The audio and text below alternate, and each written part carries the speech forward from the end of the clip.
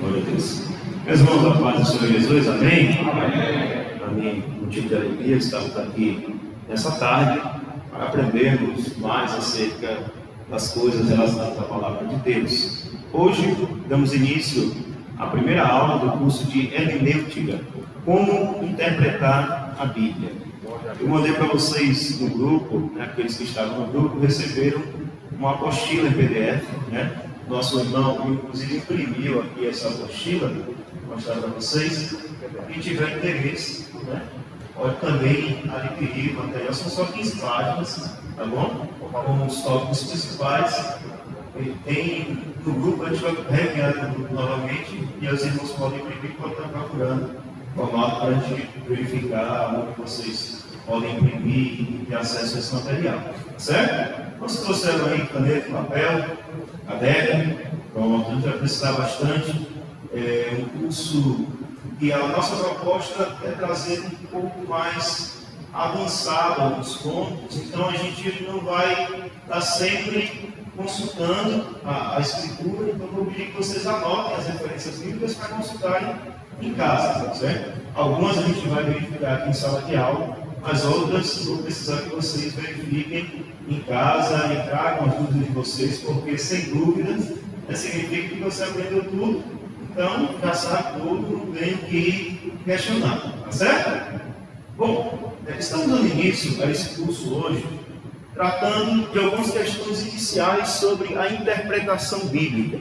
Então, nosso objetivo hoje, basicamente, é trabalhar alguns temas com vocês. Primeiro, entender a necessidade de interpretar a Bíblia e de estudar a interpretação da Bíblia.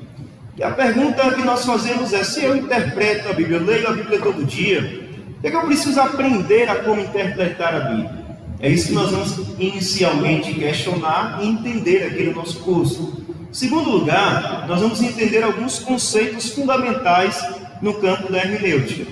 Primeiro, o que é hermenêutica? Alguns talvez nunca tenham ouvido falar nessa expressão, mas ela diz respeito àquilo que nós iremos estudar nesse curso, que tem uma relação muito íntima com o próprio conceito de interpretação. E nós vamos aprender isso aqui também nessa tarde. Depois, conforme o material que encaminhei para vocês, a gente vai entender um pouco da distinção entre exegese e exegese, Nós vamos entender algumas relações voltadas ao que é tirar do texto o entendimento e o que é colocar em um texto o entendimento. Na segunda parte da nossa aula, a gente vai entender algo que é elementar na interpretação bíblica, sobretudo, que foi mencionado anteriormente, agora na hora da oração pelo pastor, que é o distanciamento que nós temos para com o texto bíblico. Da mesma maneira que o livro, a Bíblia é um livro humano, consequentemente precisamos de ferramentas humanas para podermos entender algumas questões bíblicas. A Bíblia também é um livro divino, então nós precisamos de ferramentas espirituais também para que possamos entender aquilo que Deus está querendo falar conosco. Logo após, nós vamos entender algumas questões de princípios que são fundamentais para nortear a nossa interpretação bíblica. Esse é o plano da aula de hoje, tá certo? E nas próximas aulas vamos entender algumas questões um pouco mais avançadas. Vamos entender o que é contexto histórico, contexto lógico, contexto cultural. Vamos entender um pouco acerca da própria gramática bíblica, entender, as palavras podem ser difíceis, mas a gente vai entender nas aulas subsequentes, entender o que é sintaxe, o que é semântica, entender o que é figuras de linguagem. Vamos compreender isso para percebermos que algumas coisas na Bíblia não são aquilo que parecem ser. Você já deve ter ouvido falar em interpretações que são voltadas a símbolos. O que significa tal símbolo? Qual é a perspectiva que nós temos acerca de um milênio? Esse milênio é literal ou não é literal? Tudo isso nós vamos entender a partir de uma noção muito clara de semântica bíblica, de figuras de linguagem, de paralelismos, entre outras questões de gramática. E na nossa última aula, nosso objetivo será entendermos um pouco da história da interpretação, sobretudo a disputa existente entre interpretação literal e interpretação alegórica. Como é que eu sei que eu devo interpretar um texto de maneira literal e como eu sei que eu devo interpretar aquele texto de maneira completamente alegórica ou figurada. Se em Apocalipse é dito que a marca da besta é 666, eu devo entender que esse número, ele é um número literal, ou esse número está simbolizando alguma coisa. Isso foi objeto de discussão durante muitos anos na história da igreja, quase 2000 anos de história, e nós vamos tentar entender um pouco como se deu essas linhas de interpretação na história da igreja, finalizando o nosso curso com uma oficina prática. Eu vou trazer para vocês um texto bíblico e a gente vai mostrar como a hermenêutica é fundamental para desvendarmos algumas questões mais profundas daquele texto. Esse é o nosso objetivo com esse curso. Eu espero que vocês não só comecem, mas que cheguemos até o final desse curso com a bagagem, com o entendimento, com mais dúvidas e mais questionamentos, para que possamos nos aprofundar através dos livros, através de outros cursos. Amém? Bom, na aula de hoje, eu vou trazer para vocês algumas questões fundamentais da hermenêutica e da interpretação bíblica. E eu preciso trazer para vocês uma espécie de ilustração inicialmente. Imagine se alguém entra nessa porta agora, dizendo: olha, meu povo, a gente descobriu que existe ouro debaixo dessa igreja. E aí quando alguém fala isso, vem um bocado de gente para cá e começa a cavar aqui. Pega uma picareta, pega alguma coisa e começa a cavar o chão da igreja. Aproveitar que a gente vai comprar o piso, já tira logo a parte inicial. E essas pessoas começam a cavar para procurar o ouro. E na medida em que elas cavam, de fato elas vão encontrando pedras menores de ouro. E elas vão percebendo que quanto mais elas cavam, mais ouro elas encontram. Só que chega um determinado momento que o braço, a picareta, não vai ser mais suficiente para que as pessoas consigam extrair o ouro desse lugar. Então elas vão precisar comprar, adquirir máquinas mais potentes, máquinas talvez um pouco mais caras, para que possam cavar cada vez mais fundo nesse chão. E quanto mais elas cavam, quanto mais elas investem para que possam adquirir mais ouro, mais ricas elas irão ficar. O que eu quero mostrar com vocês através dessa ilustração? Eu quero dizer que a interpretação bíblica ela é da mesma forma. Quando eu e você nos convertemos, nós lemos a Bíblia devocionalmente, 5 capítulos por dia, 10 capítulos por dia, e vamos entendendo algumas coisas que estão ali na superfície. E aí nós começamos a vir para a escola bíblica dominical, para o culto de doutrina, para o culto de maravilha, para estudos, e conseguimos ter uma picareta ali na mão para conseguir cavar um pouco mais fundo e entender um pouco melhor as questões que são apresentadas para nós. Só que chega um determinado momento que eu preciso de um maquinário mais pesado. Eu preciso de armas mais potentes para que eu possa entender e me aprofundar melhor naquilo que a Bíblia está querendo dizer. E é justamente esse o papel da hermenêutica. E eu quero que vocês iniciem, por favor, abrindo vossas Bíblias, na segunda carta de Pedro, é o texto base para o nosso curso, capítulo 3, versículo 15. Esse texto ele vai ser fundamental para entendermos o porquê da interpretação bíblica, que é a pergunta fundamental da nossa aula de hoje. Por que eu devo me preocupar com interpretar? Se eu leio a Bíblia devocionalmente, se eu consulto a Bíblia constantemente, por que eu preciso de um curso de hermenêutica para poder entender aquilo que a Bíblia está dizendo? 2 Pedro capítulo 3, versículo 15 e 16. Quem achou, pode ler aí, por favor.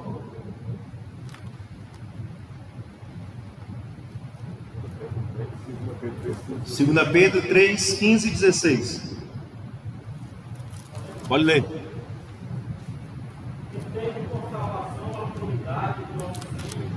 Como também o nosso amado irmão Paulo, nos escreveu segundo a sabedoria de Deus escutado, falando disto como em todas as suas epístolas, entre as quais a todos difíceis de entender, que os cultos e inconstantes torcem igualmente as outras escrituras para a sua própria perdição. Percebam só o que esse texto está dizendo. Aqui o apóstolo Pedro, ele está fazendo a referência ao apóstolo Paulo, dizendo: olha, Paulo, ele escreveu muitas cartas, e essas cartas foram escritas conforme a sabedoria que Deus deu a ele. Só que notem vocês que Pedro ele vai dizer uma questão muito interessante aqui sobre as cartas de Paulo. Ele vai dizer: olha, nas cartas de Paulo, há pontos difíceis de entender. O que é que Pedro está querendo dizer com isso? E o que é que isso nos direciona para a nossa aula de hoje? Eu sei que é comum as pessoas dizerem: rapaz, esse negócio de hermenêutica, para que isso? A Bíblia é simples, é o homem que complica. Todo mundo já ouviu isso? A Bíblia é simples, rapaz, o povo fica complicando, fica adicionando algumas coisas a mais. Mas aqui o próprio apóstolo Pedro está dizendo que há pontos difíceis de entender na Escritura.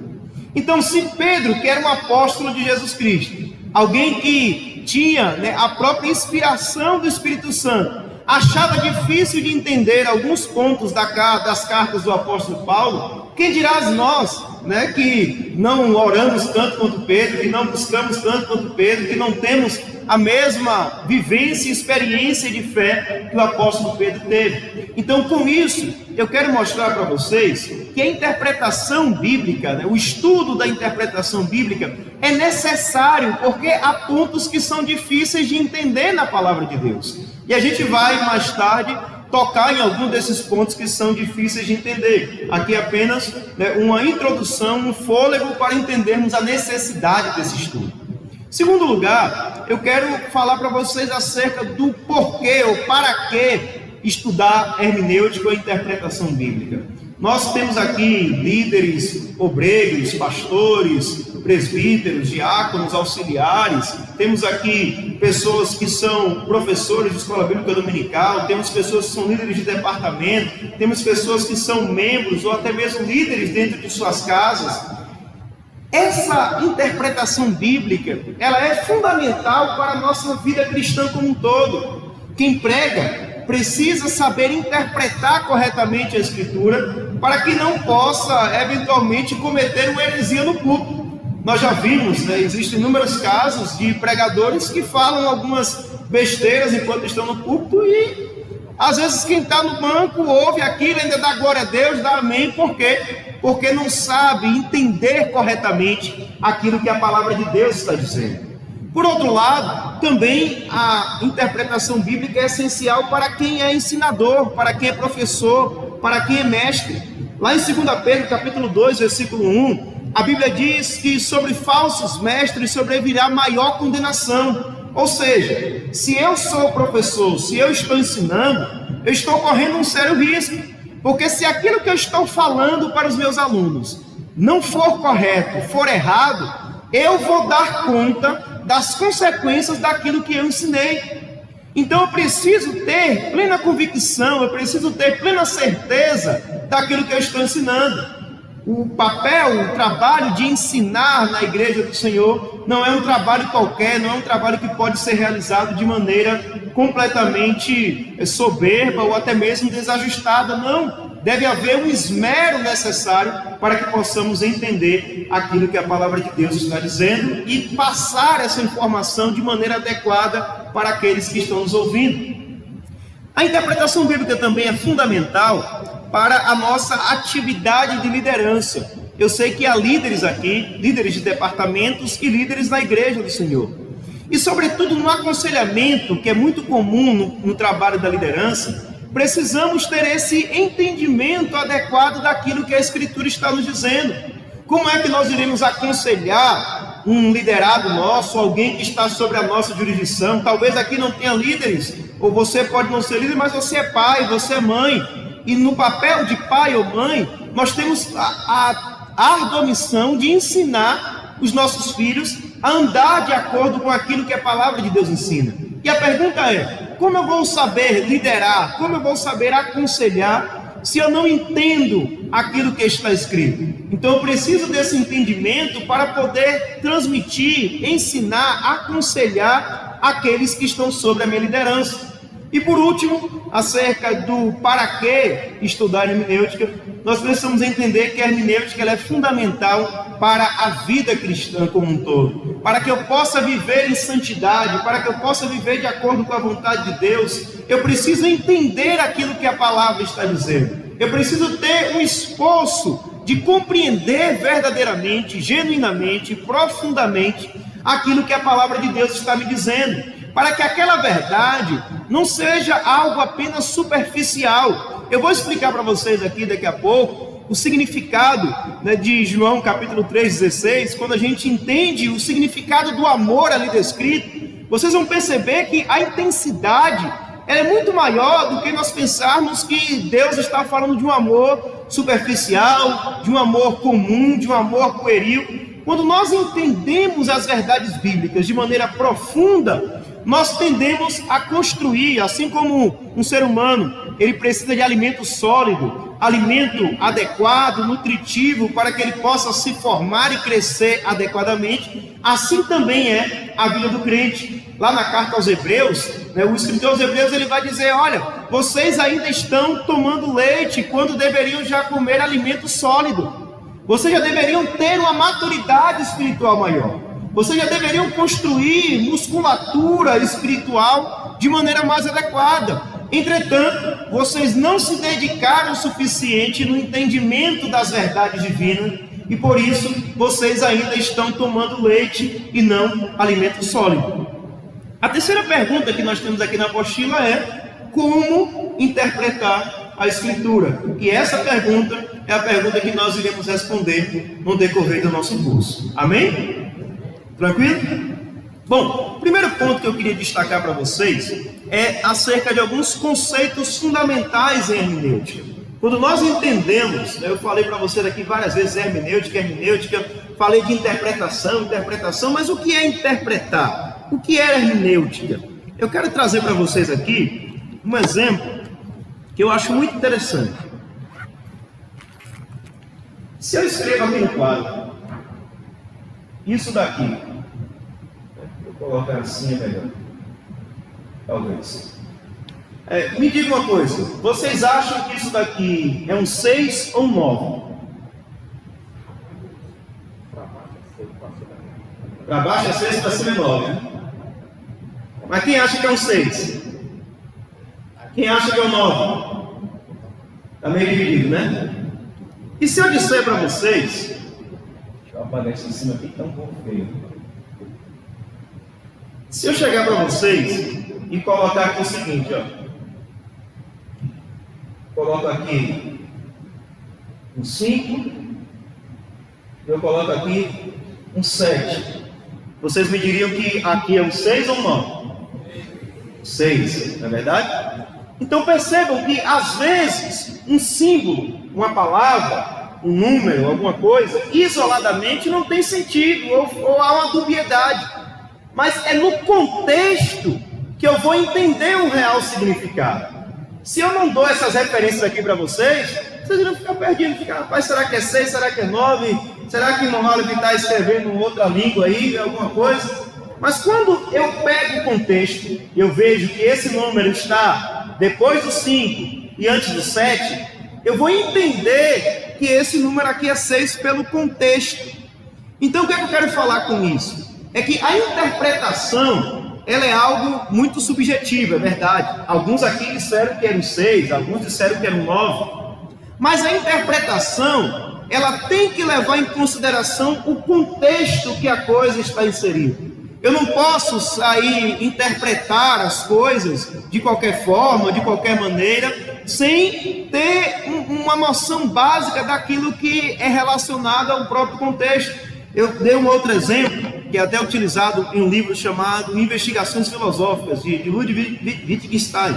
É um filósofo da linguagem que vai tratar de algumas questões de interpretação, e ele fala o seguinte: imagine que você está numa obra, né, e de repente, se eu chego aqui agora, fora de um contexto de obra, e falo para o irmão Isaac, bloco. Isaac vai ficar olhando para a minha cara assim e falar: pai, não entendi nada. Mas se eu estou aqui numa obra, estou construindo um muro, e eu tenho o meu ajudante aqui, o meu auxiliar, e eu chego para o meu auxiliar de pedreiro e digo para ele: bloco. O que é que esse auxiliar vai entender? Que eu estou precisando de bloco para construir o meu muro. Então percebem que às vezes as palavras isoladamente elas não têm sentido claro, elas não têm um sentido preciso. Mas quando eu olho para o contexto das palavras, eu vou entender qual é o sentido daquela palavra. Então, quando nós pensamos em hermenêutica, a interpretação é esse ato de olhar para a palavra, a olhar para a frase ou para o símbolo e extrair daqui um significado. Eu sei que isso daqui significa um 6, porque eu analisei o contexto, eu analisei algumas coisas. Mas esse processo em que eu olho para o número e faço uma leitura desse número, esse processo é o objeto de estudo da hermenêutica. A hermenêutica é o estudo da interpretação. E por que ela é chamada de hermenêutica? E aí vocês vão entender muito bem, vocês não vão esquecer jamais esse termo. Hermenêutica, ela vem da mitologia grega. Na mitologia grega havia um deus, pagão deles lá, chamado Hermes. Esse deus Hermes era o deus responsável por trazer a mensagem de Zeus para o mundo terrestre, para as pessoas aqui no mundo. Então, Hermes, ele trazia a mensagem dos deuses e trazia aquela mensagem para os humanos. Então, ele era uma espécie de mediador entre a mensagem dos deuses e aquilo que os homens iriam receber. É por isso que a essa ciência daquilo que Hermes fazia é chamado de hermenêutica, a arte da interpretação, a ciência da interpretação. É esse trabalho de olhar para uma coisa e buscar os sentidos, os significados do que aquilo está me dizendo. Deu para entender tranquilo? Interpretação é o processo. Eu olho para a coisa, entendo. Hermenêutica é o estudo desse processo. É a compreensão desse trabalho de interpretação. Mas dentro dessa perspectiva, eu quero trazer para vocês aqui duas palavras também que vão guiar o nosso entendimento nesse estudo da hermenêutica, que é a palavra exegese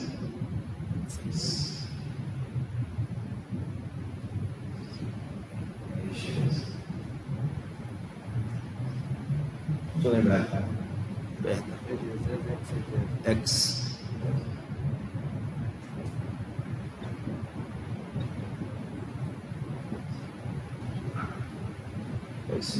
exegese e exegese.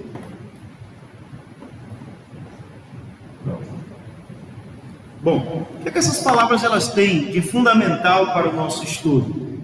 Exegese e exegese. Basicamente, ela diz respeito a dois processos que nós temos no entendimento daquilo que está diante de nós. Exegese, ela tem um prefixo, que é o prefixo ex. Esse prefixo aqui significa extrair, tirar. Então, a exegese é o trabalho de tirar do texto aquilo que está no texto.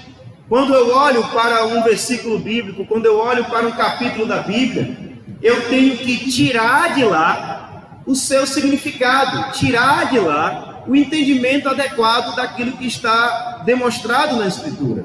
Por outro lado, nós temos uma outra palavrinha chamada exegese. A palavra ex significa inserir ou colocar dentro de. Então, exegese significa colocar lá o que não está lá. Então, o que é que eu quero dizer com isso? Quando nós estamos no trabalho da interpretação, nós não podemos fazer a exegese. Não podemos colocar no texto aquilo que não está no texto. É muito comum, alguns pregadores, muitas vezes, eles fazem o sermão todo deles na cabeça, preparam tudo direitinho e depois eles vão procurar. Agora deixa eu ver qual o texto que eu vou usar aqui para poder expor o meu sermão, Ou então alguns irmãos, sem tocar ninguém pessoalmente, alguns irmãos quando vêm aqui à frente falam várias e várias vezes, falam muita coisa, depois falam, para não ficar em minhas palavras, eu vou ler um texto aqui da palavra de Deus. E o que essa pessoa está querendo dizer com isso? Aquilo que eu estou falando é mais importante do que o texto. Aquilo que eu tenho para dizer é mais importante do que aquilo que o texto tem para dizer. Isso é exegese, é colocar no texto aquilo que não está no texto. É muito comum, eu vou falar depois, as pessoas quererem colocar, por exemplo, ou comparar aquilo que está lá em 1 Coríntios 13, que fala do amor divino, do amor sacrificial de Jesus Cristo, e aí fazer as aplicações até que algumas dá para entender, mas tem outras que são um pouco forçadas. E as pessoas querem aplicar tudo dali ao relacionamento matrimonial, por exemplo. E aí pegam aquele trecho, o amor tudo espera, tudo sofre, tudo suporta, né? Então trazem aquela ideia como se de fato dentro do matrimônio, né, o cônjuge ele tem que suportar qualquer coisa que o outro faça. Então percebem que às vezes a gente colocar dentro do texto aquilo que não está no texto, aquilo que o texto não está dizendo, pode ser um perigo no nosso processo de interpretação. Ao contrário disso, a nossa missão enquanto intérpretes da Bíblia é extrair do texto aquilo que o texto está dizendo. Se a palavra de Deus, ela é a palavra de Deus, eu não posso querer achar que as minhas palavras são mais importantes do que a palavra de Deus. Eu não posso querer achar que a minha opinião acerca do texto é mais importante do que aquilo que o autor inspirado queria dizer sobre o texto. Às vezes a gente é tentado a olhar para um texto e querer aplicar a uma situação da nossa vida. A gente vai aprender isso mais tarde sobre alguns erros comuns na interpretação. A gente quer aplicar isso a qualquer coisa, a tudo. Às vezes a gente sabe que o texto não está falando daquilo. A gente fala, irmãos, vou aproveitar esse texto aqui para poder falar sobre um determinado assunto. Temos que tomar cuidado com isso, porque isso pode dar margem a erros de interpretação que podem culminar eventualmente em heresias. Algumas heresias de hoje, né, eu vou até tirar o microfone para falar, por exemplo, alguns testemunhos de Jeová, eles utilizam aquele texto de Jesus lá em Lucas, quando ele estava ao lado de 2 ladrões na cruz, e Jesus ele então diz, eis que eu te digo, hoje mesmo estarás comigo no paraíso. E alguns deles vai e coloca uma vírgula entre o hoje, para dizer, olha, eis que eu te digo hoje, estarás comigo no paraíso. Então percebem como às vezes uma vírgula pode ser usada de maneira equivocada nas mãos, né, daqueles que querem falar algo contrário àquilo que a Bíblia de fato está dizendo. Então temos que ter muito cuidado, porque muitas e muitas heresias e erros advieram dessa mania de querer colocar no texto aquilo que não está no texto. Teve um caso muito famoso recentemente, né, de um suposto pastor, saiu até no reportagem de televisão, que pegou o texto lá de Oséias, né, e disse, vai, toma a mulher e adultera, vai, toma a mulher e adultera. Só que havia ali uma acentuação, né, e o texto diz, vai, toma a mulher adúltera. E aquele pastor interpretou como se o texto quisesse dizer, vai, toma a mulher e adultera. E então ele teve relações extraconjugais com a esposa de um membro da sua igreja, sobre esse pretexto, dizendo que a Bíblia estava autorizando ele. Então, percebem qual é o problema de nós irmos para a Escritura com as nossas ideias e querermos colocar lá aquilo que não está lá? Isso é fruto, me perdoe, né, de uma mente corrompida, né, de alguém que quer justificar os seus pecados e por essa razão quer colocar no texto aquilo que o texto não está dizendo. Amém? Oi? Toma mulher do teu amigo adúltera. Adulto. Ele bota adultera. Pois é, perfeito, como o pastor colocou aqui. Então, percebem como há um desvirtuamento daquilo que está proposto dentro da palavra de Deus, e que o livro de Oséias ele traz uma mensagem sublime, justamente acerca desse processo de adultério, de prostituição, e traz um valor fundamental para esse conceito. Mas aqueles que estão propostos em colocar lá aquilo que não está lá, eles desvirtuam e terminam muitas vezes escandalizando o nome de Deus. Amém? Então esses são os 4 conceitos fundamentais, né, para a gente entender a nossa caminhada. O conceito de interpretação, hermenêutica, exegese e exegese. Tá certo?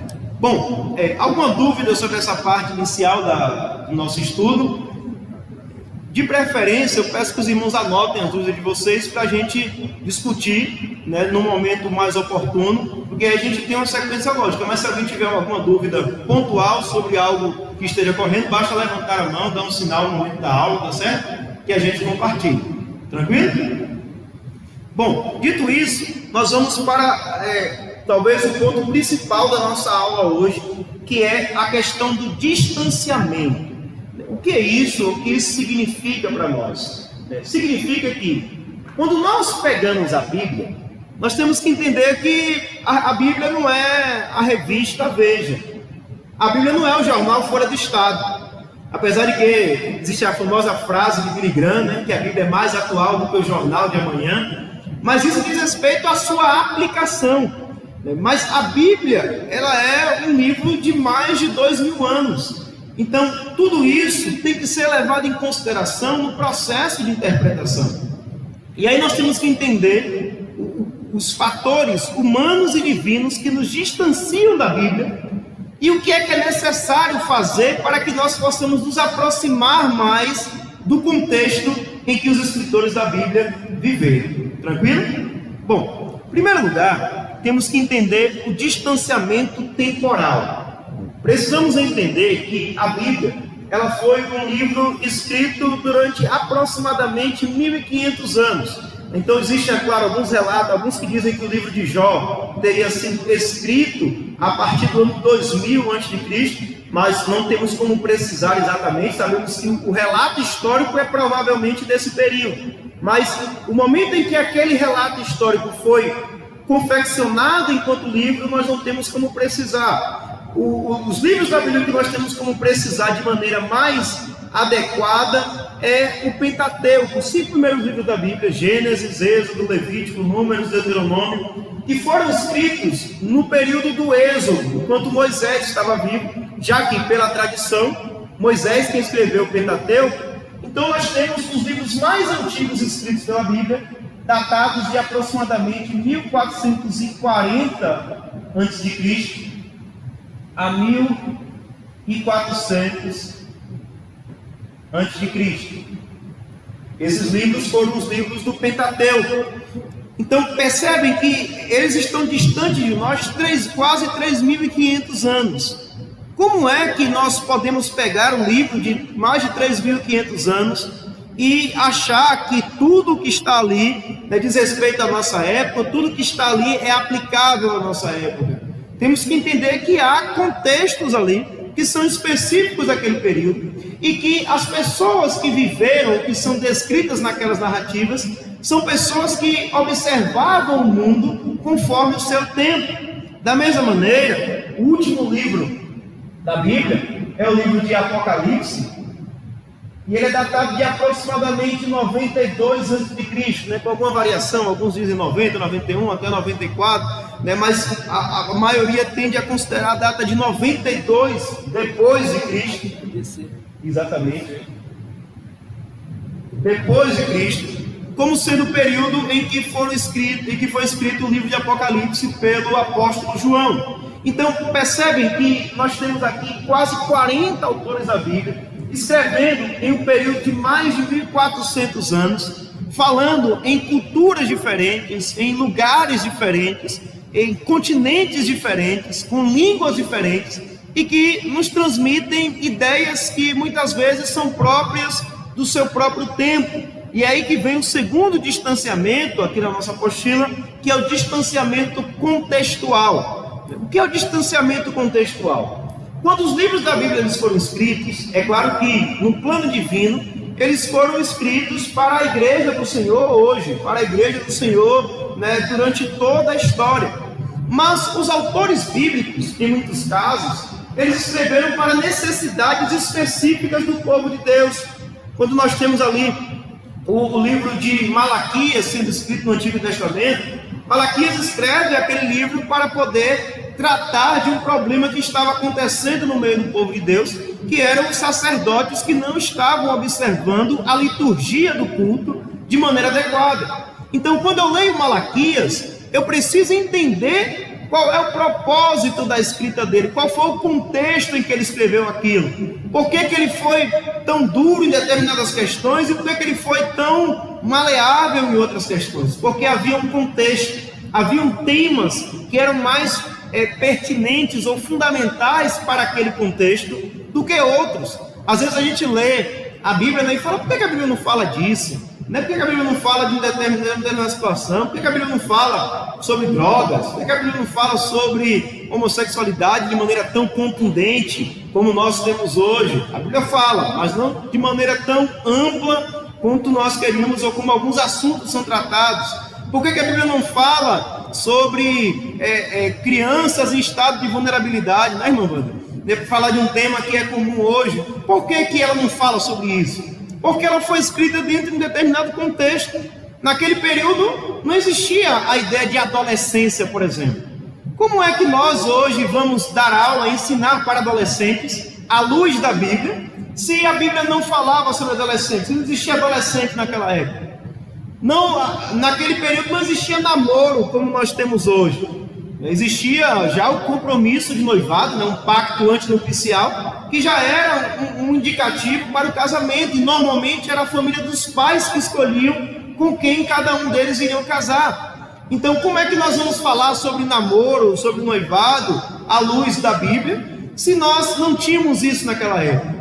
Então, nós temos que entender o contexto, temos que buscar princípios que regem toda a vida cristã, para poder adequar aquele contexto bíblico ao nosso contexto hoje. Tranquilo?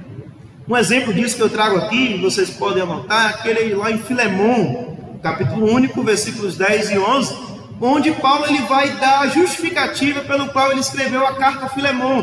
Ele escreve aquela carta com o objetivo de fazer com que o escravo ele pudesse ser bem recebido pelo seu senhor, de modo que o senhor ele se alegrasse com a vida daquele escravo e, se fosse o caso, colocasse em liberdade.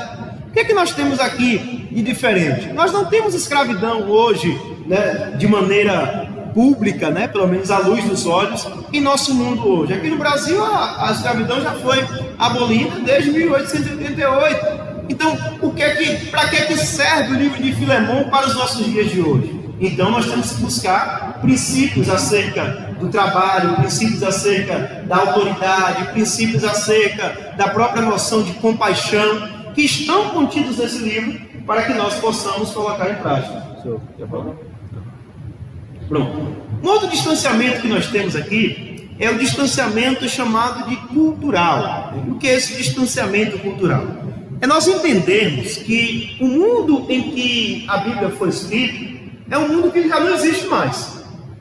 A antiguidade, ela tinha uma outra configuração de sociedade, né? Não existiam prédios, né, suntuosos como nós temos hoje, não existia asfalto naquela época, não existia carro como naquela época, as casas eram diferentes, as roupas eram diferentes, os costumes daquela época eram diferentes. Então, quando nós olhamos, por exemplo, os relatos dos evangelhos, nós vemos algumas situações que talvez podem nos causar estranheza, né? A gente chega lá no relato do tanque de Betesda e a gente pode observar que existiam várias pessoas ao redor de um tanque esperando, né, quem sabe, o movimento das águas, e vinha gente de todo canto, né? Era gente que estava em situação de vulnerabilidade. A gente vê, né, um mercado funcionando na porta do templo, várias coisas que são próprias daquele contexto, do contexto judaico, do contexto romano, do contexto grego, do contexto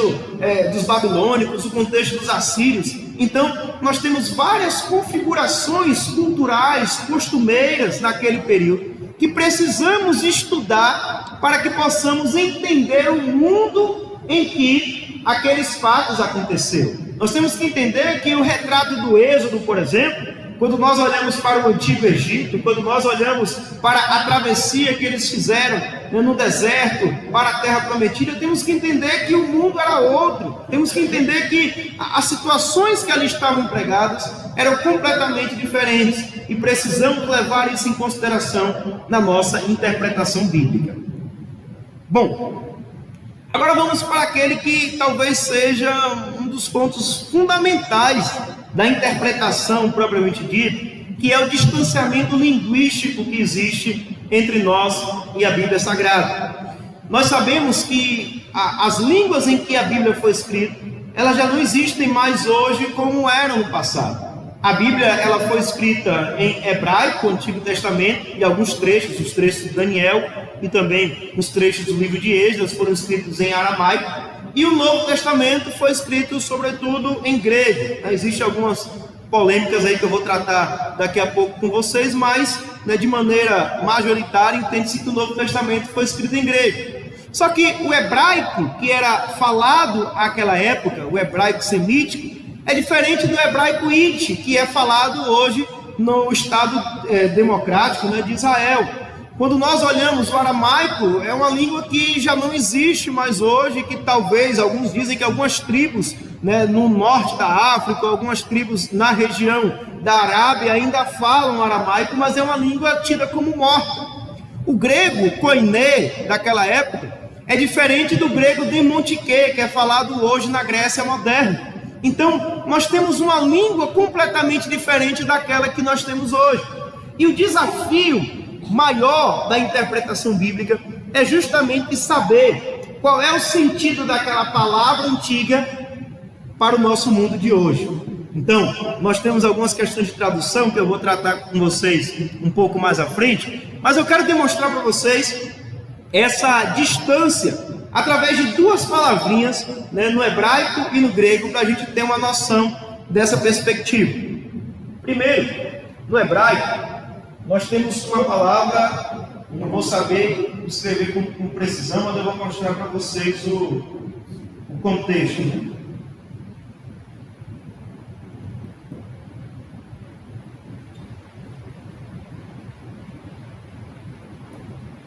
Bom, essa palavra aqui em hebraico, a palavra nefesh,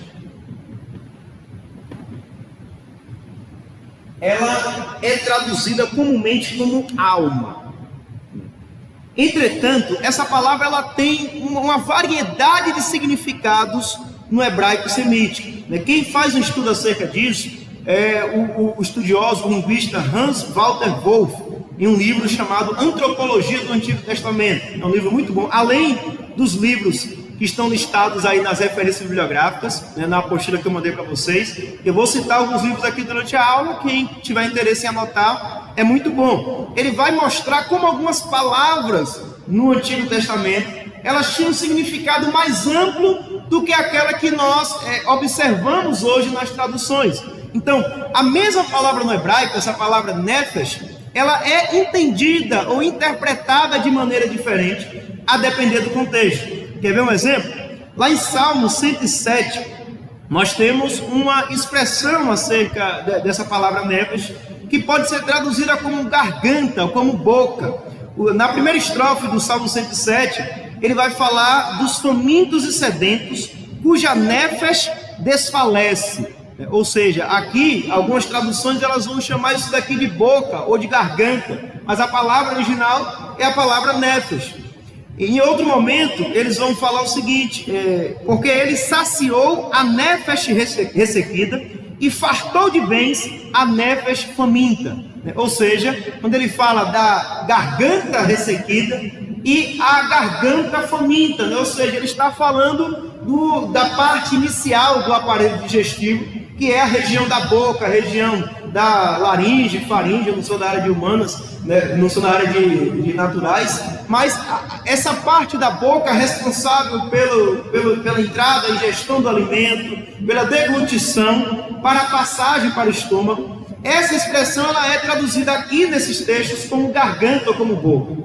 Mas em outro contexto, lá em 2 Samuel, capítulo 16, versículo 14, o texto ele vai dizer o seguinte: Davi ele teria ficado exausto após uma fuga cansativa, mas depois ele respirou.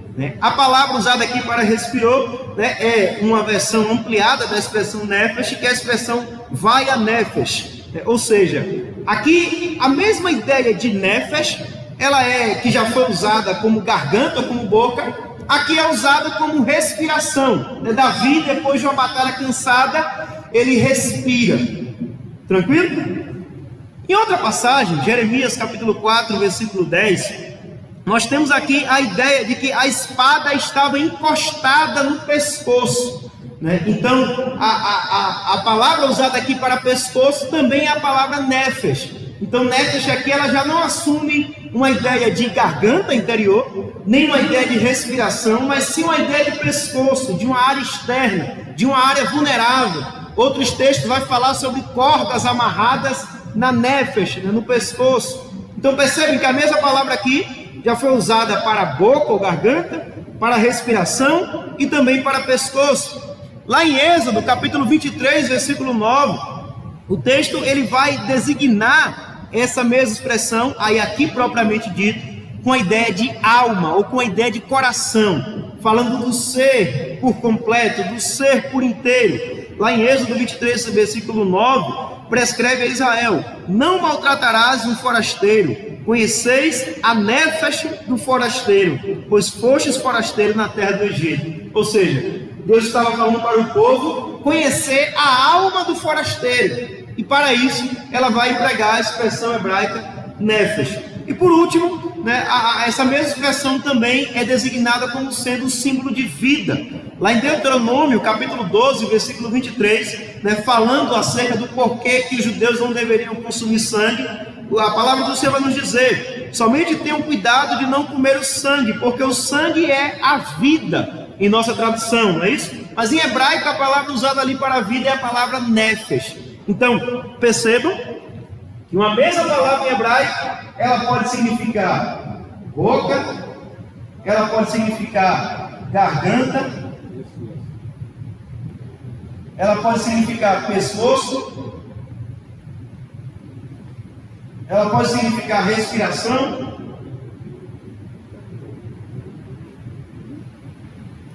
ela pode significar alma. Está bem apagado, né? Ela pode significar alma e ela pode significar vida. Por que eu estou falando isso para vocês? Imagine a dificuldade do tradutor ao pegar essa expressão nefesh para poder traduzir para o nosso idioma. Então percebem que às vezes em um mesmo versículo você tem essa expressão sendo usada com contextos diferentes. Então, ao mesmo tempo, o texto quer falar de respiração e, ao mesmo tempo, ele quer falar de pescoço. Ou então, ao mesmo tempo, ele quer falar de vida e ele quer falar de alma. O que eu quero dizer com isso?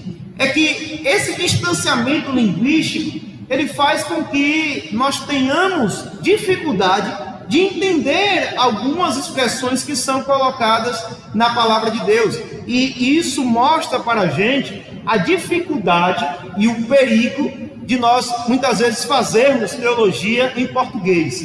Nós temos que entender que a Bíblia foi escrita em outro idioma. Não podemos pegar uma palavra em português e querermos construir teologia a partir dela sem entender aquilo que está descrito conforme a língua original. Por outro lado, no grego, nós temos a concepção de amor sendo demonstrada de forma diferente em determinados contextos. Nós temos a palavra mais comum que é utilizada para amor, é a palavra agapau, o HP. Mas eu vou falar sobre ela no final. Eu quero falar primeiro sobre outros 3 conceitos que aparecem sobre amor, sendo que um deles não aparece na Bíblia, mas 3 conceitos a Bíblia traz sobre amor. Primeiro, nós temos aquele amor que é descrito como amor philos. O amor philos, ele diz respeito a uma amizade, um amor de amigo, uma espécie de empatia que é construída através de um vínculo social. Esse termo, ele vai ser usado, por exemplo, lá em João capítulo 11, versículo 36. Logo depois, quando Jesus ele chega e vê Lázaro morto naquela tumba, o texto, versículo 35 fala que Jesus chorou. Versículo 36 fala que as pessoas, quando olharam aquela situação, disseram: olha só como ele o amava. A palavra usada ali para amava é a palavra grega philéu, que diz respeito a essa espécie de amor que é construída entre os amigos. Por outro lado, uma palavra que é utilizada para a concepção do amor paternal, do amor entre os irmãos, aquele amor que é próprio dos vínculos familiares, vínculos de sangue, é a palavra grega sturgel. Essa palavra sturgel.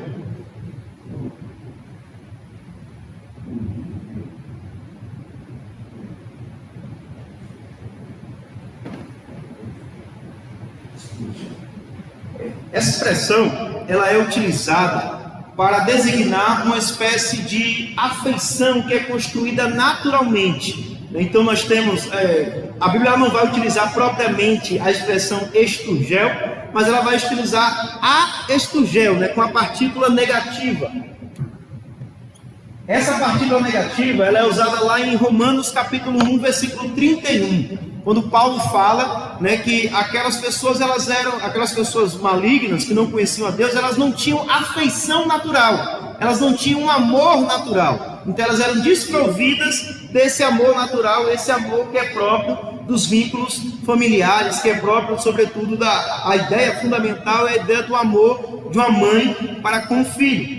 Nós temos uma palavra que é conhecida nossa, entretanto, não é uma palavra que é utilizada na Escritura Sagrada, que é a expressão eros. O amor eros, ele é descrito como sendo uma espécie de desejo, um desejo ardente, uma paixão.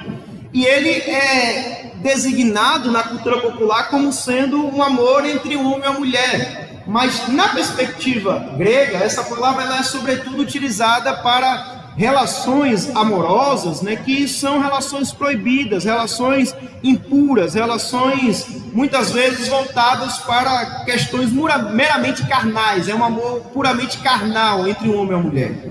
Mas a expressão mais sublime de amor, que é empregada no Novo Testamento, que é muito conhecida dos irmãos, é a expressão agapao. O amor ágape, não é isso? O amor ágape, ele é o amor mais sublime, ele é de fato aquele que é chamado do amor sacrificial, aquele amor que se entrega pelo outro, aquele amor que se doa pelo outro. E esse amor, essa palavra agapao, isso é muito interessante também, que ela ganhou um sentido mais profundo através do cristianismo. Foi no cristianismo que essa palavra ela ganhou um sentido mais profundo para dizer que aquele amor, ele é próprio de uma relação de alguém que se entrega por outro que não merece. Então é o símbolo maior de amor. Quem vai descrever sobre essas 4 figuras do amor de maneira muito interessante é o escritor C.S. Lewis, no livro Os 4 Amores, onde ele vai discorrer sobre essas 4 formas de amor. E eu quero mostrar para vocês podem achar que isso aqui não tem aplicação prática. Mas vamos comigo lá, no texto de João, capítulo 21, versículo 15 a 17. É um texto muito conhecido, e que a compreensão dessa diferença entre as formas de amor vai ser fundamental para entendermos o texto. João, Evangelho de João, capítulo 21, versículos 15 a 17. Vocês lembram que Pedro tinha dito para Jesus que não negaria ele. Pedro tinha dito para Jesus que talvez os outros pudessem trair ele, mas ele jamais trairia. Pedro tinha dito para Jesus que se fosse necessário ele morreria por Jesus. Mas quando Pedro foi submetido à tentação, Pedro nega Jesus. Ele nega Jesus por 3 vezes. E aí há quem diga, eu não estou dizendo que está errado, mas não é a interpretação mais adequada desse texto, que Jesus perguntou 3 vezes porque Pedro negou 3 vezes. A gente já ouviu isso muitas vezes, né? Só que quando a gente vai para o texto em grego, a gente vai perceber que Jesus ele pergunta 3 vezes porque Pedro não estava respondendo como Jesus estava perguntando. Pedro estava se furtando da pergunta de Jesus. Por quê? Na primeira expressão, versículo 15, diz assim: depois de terem comido, perguntou Jesus a Simão Pedro: Simão, filho de João, amas-me mais do que os outros? A palavra usada aqui para amor, por Jesus, é a palavra agapa. Então ele vai perguntar: Petros, agapas-me? Você me ama com esse amor profundo e sacrificial? Você daria a sua vida por mim? E Pedro, com a consciência humilhada, ele vai responder, né? Kyrios, né? Senhor, tu sabes, né? Suiodas, e eu te amo, filéio-te. Ou seja, Jesus pergunta: agapas-me? Pedro responde: filéio-te. Jesus pergunta: você me ama com o amor maior do mundo, com amor sacrificial? E Pedro responde: Senhor, eu te amo como amigo. E Jesus fala: oxe, Como é isso aqui? Eu estou traduzindo para o baianês, né? Oxe, como é isso, rapaz? Aí Jesus vai perguntar de novo: Petros, agapas-me? Você não tinha dito lá, Pedro, que você daria a sua vida por mim? E agora? Por que não está dizendo de novo? Você me ama com amor sacrificial, Pedro? E Pedro responde de novo: Rabi, Quírios, na verdade, Fileios. Então Pedro não responde como Jesus pergunta. Aí é que vocês vão entender. O verso 17 diz assim: pela terceira vez Jesus lhe perguntou: Simão, filho de João, tu me amas? E Pedro se entristeceu por ele ter lhe dito pela terceira vez: tu me amas. E respondeu-lhe: Senhor, tu sabes. Sabe qual é o detalhe aqui? É que no verso 17 Jesus não pergunta mais agapas-me. Jesus pergunta filéio. Ou seja, Jesus ele muda a pergunta, e a gente no português a gente consegue perceber essa diferença.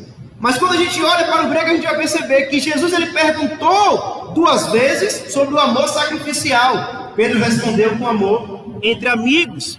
E na terceira vez, então, Jesus ele agora desiste de perguntar sobre o amor sacrificial, e ele pergunta sobre o amor de amigo. E aí, é por isso que o texto vai dizer que Pedro se entristeceu.